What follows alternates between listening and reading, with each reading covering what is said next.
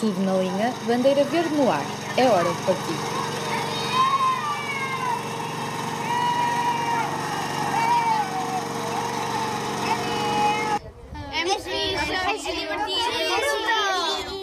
A culpa foi de uma viagem a Madrid. Desde aí, a locomotiva nunca mais parou. Fui lá fora, fui à Bélgica, à Holanda e à Espanha e andava com isso na cabeça há muito tempo. Mas é fazer uma coisa bonita para brincar. Mas agora faz mais isto, agora faz mais aquilo e deu em fazer isto.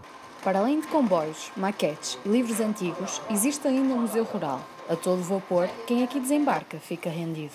Eu acho que não é preciso gostar-se de comboios para ficar fascinado pelo que temos aqui, porque são pequenos mundos em miniatura que são simplesmente fantásticos. É interessante, sem dúvida, porque mostra-lhes uma série de objetos e de metodologias que já estão muito afastadas da rotina deles, mas acaba por ser interessante para os aproximar com o passado. Com a viagem quase no fim, o caminho parece agradar aos mais novos.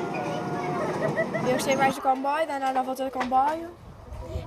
Eu gostei mais de ver as salas de coisas antigas que já estão há muitos anos cá e que foram sempre muito bem preservadas.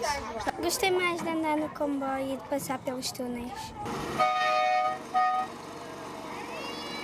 O comboio chega ao destino, Valadares. Com os passageiros satisfeitos, é hora de recolher.